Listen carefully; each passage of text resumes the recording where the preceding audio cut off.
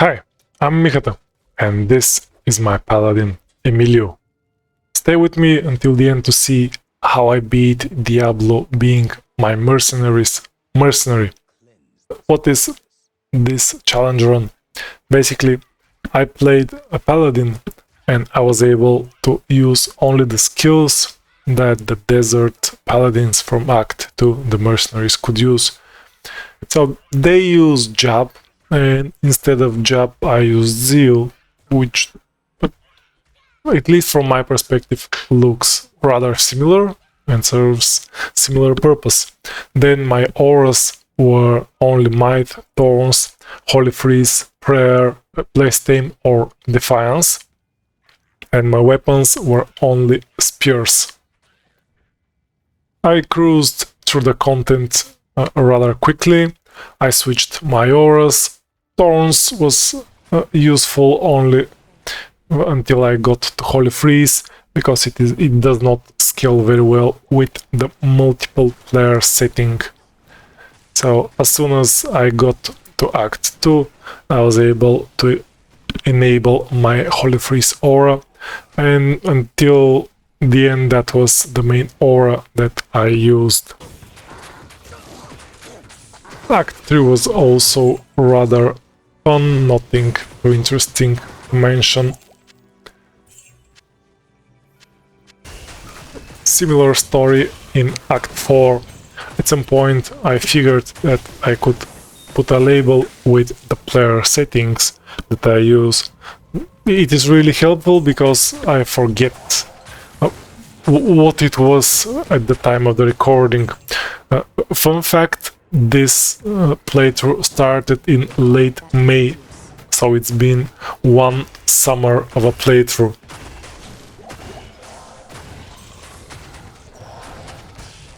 As I was progressing through the game, I figured that I could up the player setting as well. You can see I'm at players 6, pretty round number. Basically, the more and more points I put into Holy Freeze, the better my damage output was, and I was pretty happy with the kill speed.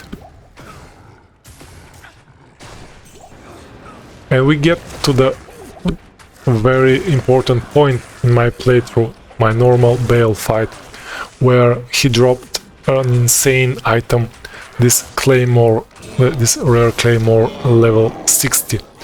This is the best item I found in normal, one of the best items I found in Diablo.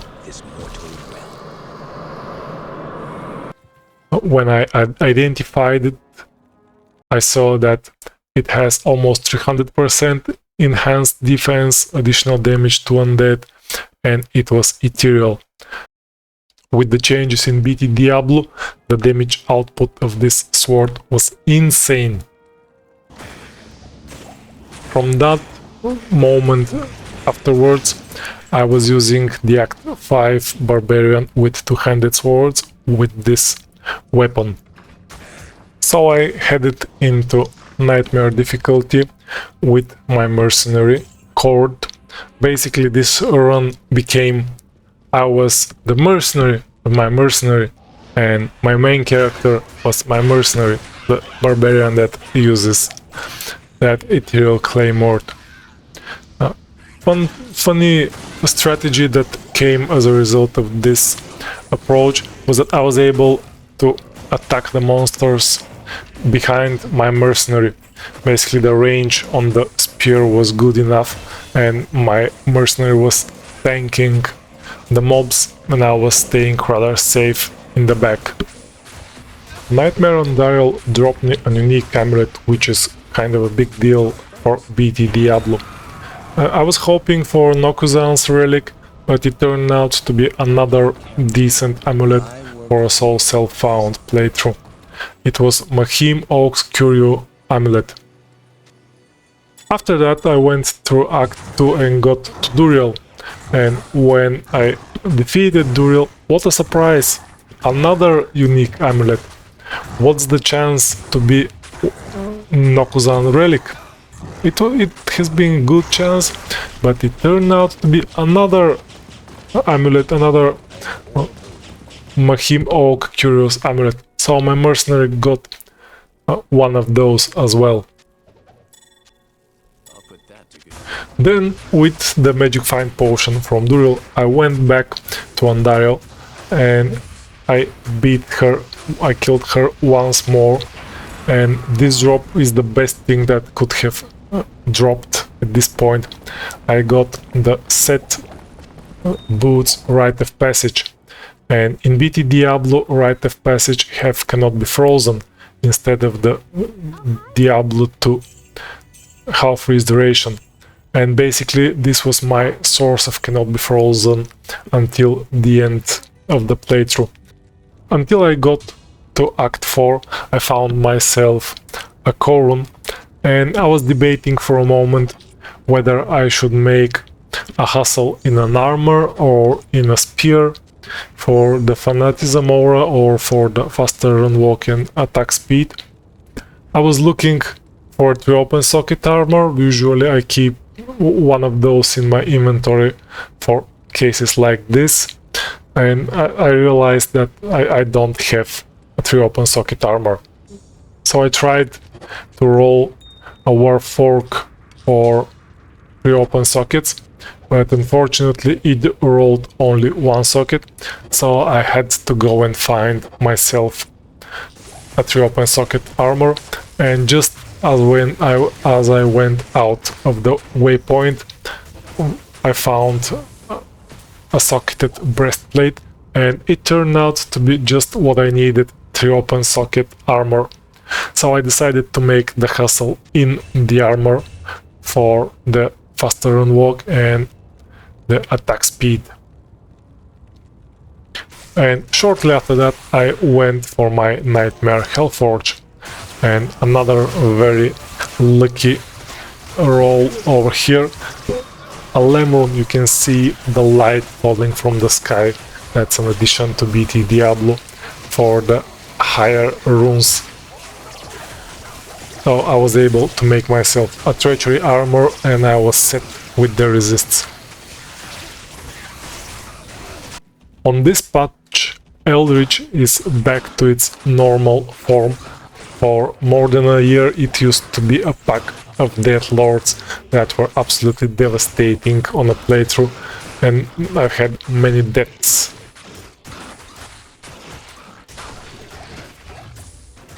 The Nightmare Barbarians were pretty easy, players 8. At this point I had no deaths, I was level 71, I was feeling too powerful, and I was able to clear players 8 content pretty easy. Even the Bale waves, I cleared a few of them on players 8 and lowered the player count only for the deadliest of waves, where I lowered it to players 5.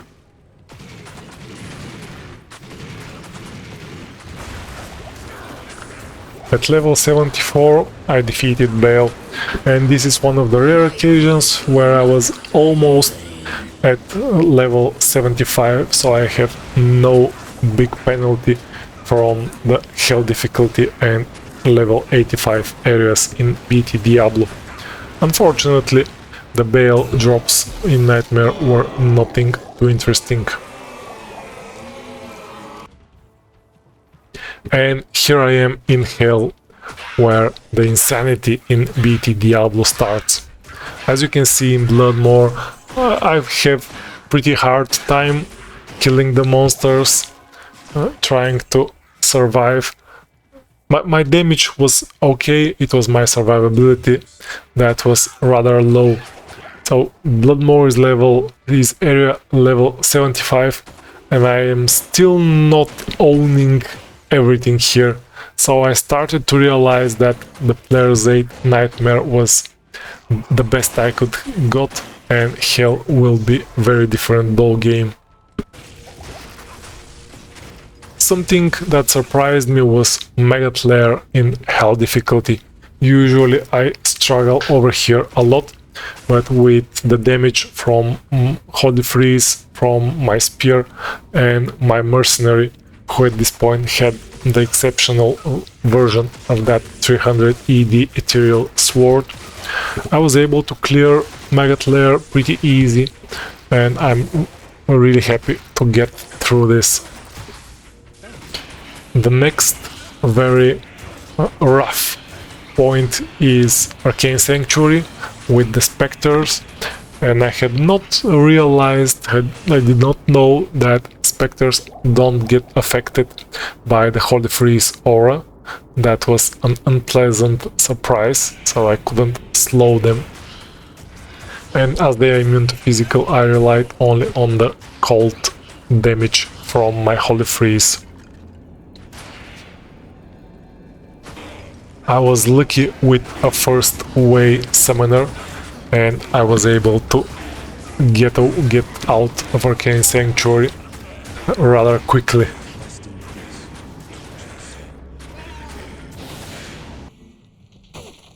I defeated Duriel and headed into Act 3, where the biggest struggles of my playthrough started. At this point I started regretting that I did not create Emilio as a hardcore character, so I can end my suffering rather quickly. I've had at least a few deaths in Spider Forest and Great Marsh. I was trying to kite the mobs to run away, to move further and further in the content without clearing everything, but it was not possible for me. And I died. And then I died again. Basically, I save and exit. It counts as a death. Lower Crust was another pretty rough point. I was literally running for my life. These dolls were absolutely devastating. At this point I had 1 point into charge that I used for mobility, but then I respected out of it. In Act 4 I had another very close call where I saved and exit my game so I don't die, but that's how Act 4 in Hell difficulty works. I got to my Hellforge, and at this point I did not care much about what rune drops. Like, I had everything. I had cannot be frozen, good damage, survivability with the treachery, and I got a ghoul rune. Now, and I started thinking, okay, this is pretty good find. Can I use it somehow though? Unfortunately for me, so I considered downgrading it to a pull rune so I can upgrade my mercenary sword to the elite version, but it turned out I have no co, because the recipe is pull plus co, and I had only one high rune that I could use for the pull. So I continued with the exceptional version of the sword. I got to the Chaos Sanctuary, and it was a pretty decent fight. I'm happy with my survivability at this point. For some reason, Act 3 was the most difficult part. Maybe I was rushing it too much, maybe it's something else, but I had little to no problems in Act 4 and Act 5 the way I had in Act 3. The Hell drop from Diablo was Wizard Spike, which was unfortunately unuseful for me.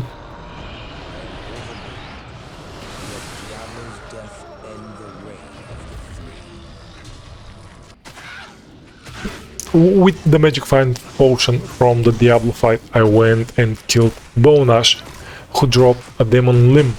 This was another good find that I could use to bump myself and my mercenary with additional attack rating and fire damage, which was another very pleasant addition to this playthrough. I got to Act 5, where I got another death from these unique monsters with Fanatism and Might Aura. I'm not even sure what killed me at this point. Even watching the recording, I'm not sure what happened. I gave the Crystalline Passage and Anya a try, but it turned out that it is not something I could handle with the amount of ghosts and their resistance to the Holy Freeze slow effect. I was not paying too much attention. I did not play it well enough with my Hell Ancients, and my mercenary died in one of the Whirlwind series of Talik. So without my mercenary, I had no chance, and I also died from Talik's Whirlwinds, so I had to restart the fight with the Ancients. Second time was a charm, and I was able to defeat the Ancients and move forward to Baal.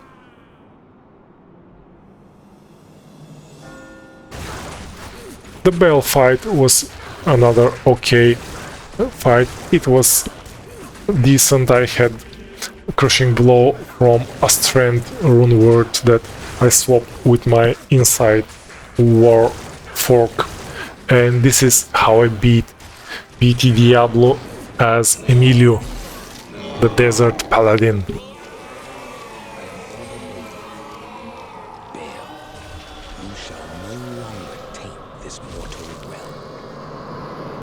Emilio gear time. Now my weapon is inside in Warfork. I couldn't get a main catcher with 4 open sockets in time, so I completed this playthrough with the exceptional one. Cure Helm that I created in late Act 4, in early Act 5 Hell.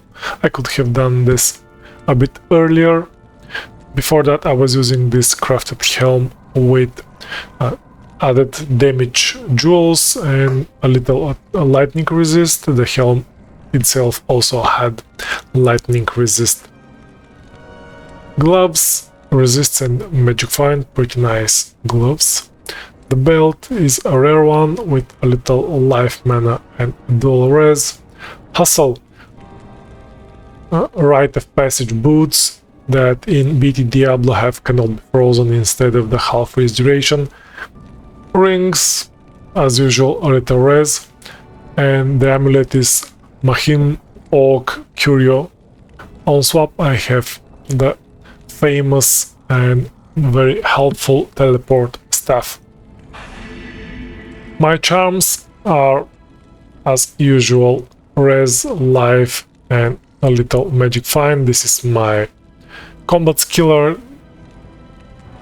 Something very interesting that on this playthrough I found a few magic find small charms, like 7% small charms, 7% magic find, a couple of 7%ers and a few others. Skills, 20% into zeal. This is my jab or Emilio. Offensive hours, Holy Freeze is my main aura, with synergy resist cold and just a few points in salvation. After I created my cure helm, I put 20 points into prayer, so I can get the synergy from cleansing and the meditation from the inside and the cure, so I have a lot of replenish life.